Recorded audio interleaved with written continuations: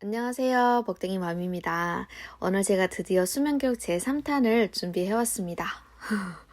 근데 오늘에는 뭔가 라디오를 듣는다는 느낌으로 여러분들이 이어폰을 끼고 설거지를 하면서 젖병을 씻으면서 같이 들었으면 좋겠어요. 네, 먼저 여러분들이 제3탄을 듣기 전에 꼭 1탄과 2탄을 먼저 보신 다음에 다시 이 영상을 봐주셨으면 좋겠습니다.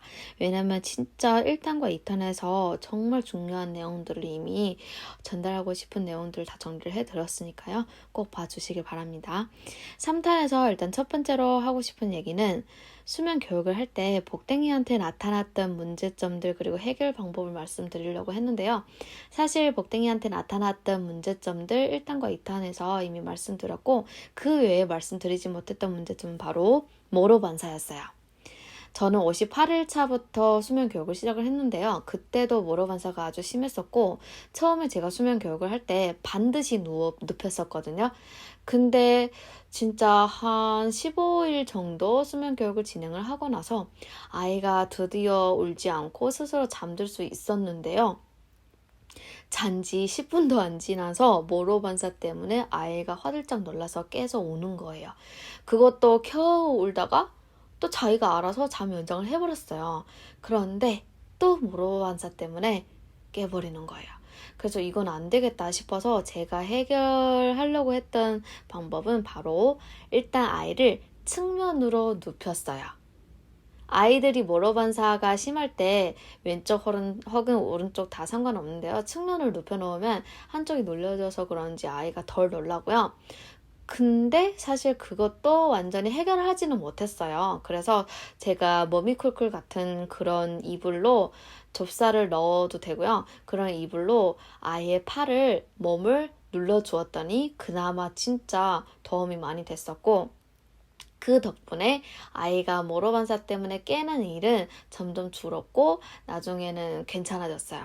그래서 혹시 모로 반사가 아직도 심한 아기들 엄마 아빠시라면은 모로 반사일 때 수면 교육을 할 때 측면으로 눕혀도 될 것 같다. 이것도 괜찮은 방법인 것 같거든요. 근데 사실 제가 이거를 측면으로 옆으로 눕혀놓고 제가 또 걱정했던 거는 나중에 애가 반드시 누워서 잘 줄 모르면 어떡하지? 이거를 걱정을 해서 제가 또 맘카페에 물어봤었거든요. 선배 맘님들한테. 그랬더니 그냥 자기들이 알아서 반드시 누워서 잔다고 뒹글뒹글 하면서 잔다고 그러더라고요. 근데 실제로 저희 아기도 그냥 나중에 알아서 막 뒹굴기도 하고 반드시 누웠다가 자세를 바꾸다가 막 이렇게 편히 자니까 이거는 큰 문제는 안 될 것 같아요. 자, 이게 첫 번째 문제였고요. 두 번째 드리고 싶은 말씀은 낮잠 수면 교육을 할 때 언제 해야 되는지 저는 이게 사실 처음에 궁금했어요. 이게 무슨 말이냐면은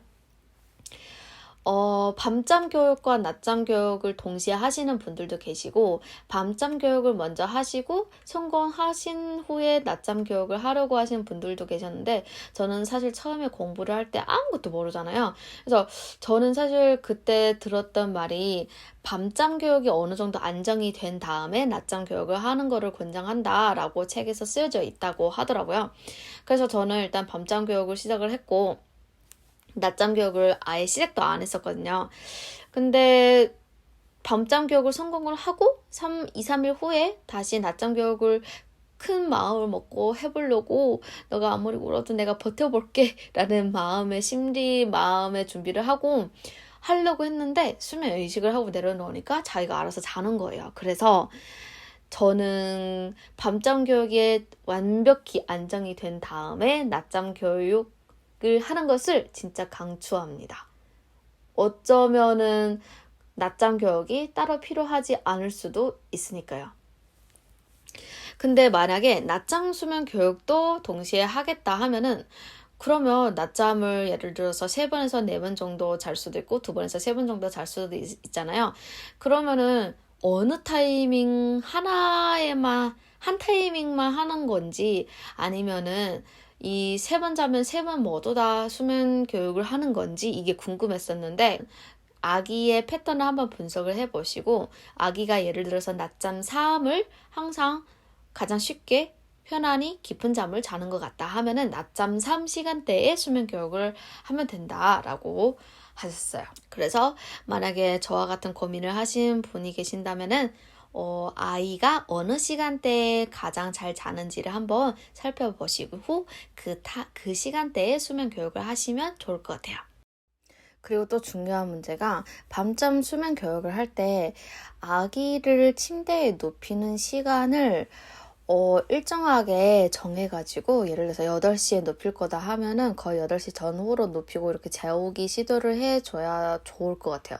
왜냐면 제가 처음에 할 때는 그냥 아기가 예를 들어서 낮잠 3을 늦게 일어났다? 그러면 아기를 침대에 눕히는 시간이 늦어지고 일찍 해놨다? 그러면은 침대에 눕히는 시간이 당겨지고 이렇게 했었거든요. 그러면은 아기는 혼란스러워 할 수도 있고 이게 뭔가 안정화되어 있지 않았기 때문에 아기가 어떨 때는 잘 자고 어떨 때는 잘 안 자게 되는 거예요. 저는 그때 그거를 몰랐던 거죠. 그냥 아기가 이렇게 늦게 깨놨으면 나는 그냥 수면 이식을 하고 눕히면 된다라고만 생각을 했지. 평소에 예를 들어서 아기가 거의 대부분 8시에 잠든다고 해요. 그러면은 근데 내가 오늘의 수면 교육을 하겠다고 치고 7시에 애를 침대에 눕혔어요. 그러면 아기가 잠들기 힘들어 할 수도 있다 이거예요. 그래서 예를 들어서 저희가 먼저 패턴을 분석을 해야 되기 때문에 아기가 보통 7시 좌우에 잠든 것 같다 이러시면은 7시보다는 좀 늦게 7시 반이나 8시 이렇게 아기를 침대에 눕히는 시간으로 정해서 수면 이식의 속도나 절차들을 고려를 해서 조절을 해주시면 될 것 같아요. 수면 교육을 할 때 방 분리를 해야 될지 말아야 할지를 고민을 하실 분들도 계실 것 같아서 이 내용을 준비를 했는데요. 일단 저는 처음부터 수면 교육을 할 때 애랑 방 분리를 하면서 살아야 되겠다라고 생각을 했기 때문에 처음부터 방 분리를 했었고요. 저는 지금 아기가 8개월 반차 되어 있는데 너무 만족하고 있습니다. 그 덕분에 저희 부부의 삶의 질이 올라갔고 아이도 편하게 잘 수 있고 깊은 잠을 잘 수 있다고 생각을 합니다.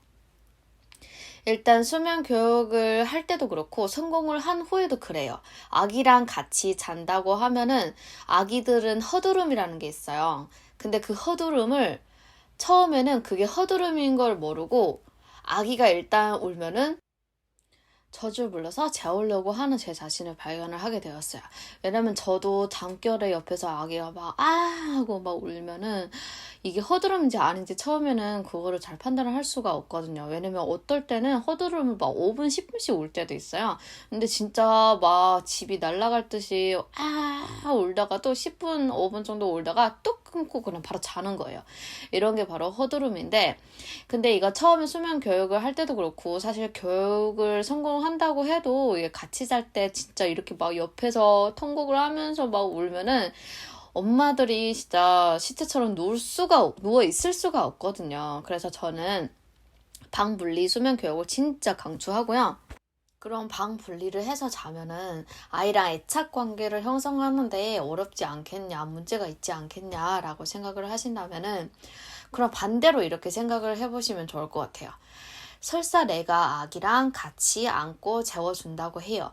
하지만 실제로 평상시에는 아기랑 저는 눈맞춤도 안 하고 스킨십도 안 하고 웃어주지도 않고 사랑 표현도 안 해주고 이렇다고 하고 저녁에만 그냥 같이 잔다고 치면은 과연 이런 방식이 아기와 애착 형성을 하는데 도움이 되는 걸까요?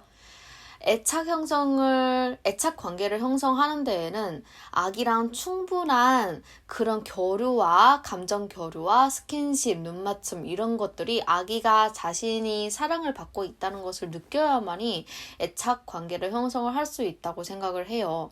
그래서 방 분리를 하냐 안 하냐가 애착 관계를 형성할 수 있냐 없냐와는 직접적인 관련이 있다는 것보다는 애착 관계를 형성하는 데에는 충분한 스킨십, 사랑 표현, 애정 표현, 눈맞춤, 감정 교류 이런 것들이 더 중요하다는 거죠.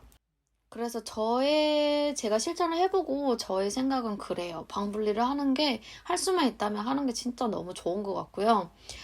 엄마 아빠의 생활도 있어야 한다고 생각을 하고 아이도 아이만의 공간이 있어야 된다고 생각을 하기 때문에 좋은 선택이라고 생각을 합니다. 자, 이제 마지막 질문인데요. 바로 이 수면 교육을 꼭 해야 할까요? 라는 질문이에요. 일단 이 문제는 A by A인데요. 어떤 아이들은 그냥 내가 수면 교육을 굳이 따라할 필요가 없었고 아이가 스스로 알아서 잘 자던데? 이러시는 엄마들도 계셔요. 진짜 너무 부러워요. 왜냐면 진짜 그런 아이들도 있거든요.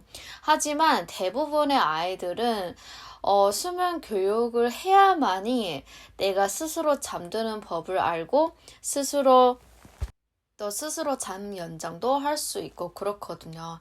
어떤 부모님들은 아니 내가 아이를 안아서 재워봤자 몇 개월 동안 혹은 몇 년이나 안아서 재울 수 있겠냐라는 생각에 너무 사랑스러운 우리 아기를 그냥 안고 둥가둥가 하면서 재웠대요. 근데 결론적으로 봤을 때 2달이 지나도 아이는 스스로 자려고 하지 않고 사실 뭐 자려고 하는 게 아닌 것보다는 자는 법을 모르는 것일 수도 있는 거죠. 왜냐면은 배워본 적이 없으니까요. 그래서 2달이 되었는데도 안고 재워야 하니까 엄마가 너무너무 힘든 거예요. 그래서 저는 저희 영상을 찾아보신 엄마 아빠분들이 만약에 내가 굳이 수면 교육을 해야 되나? 라는 고민을 하고 계신다고 하면은 저는 했으면 좋겠다라고 말씀을 드리고 싶어요. 오늘 영상은 여기까지예요. 도움이 되셨으면 좋겠습니다.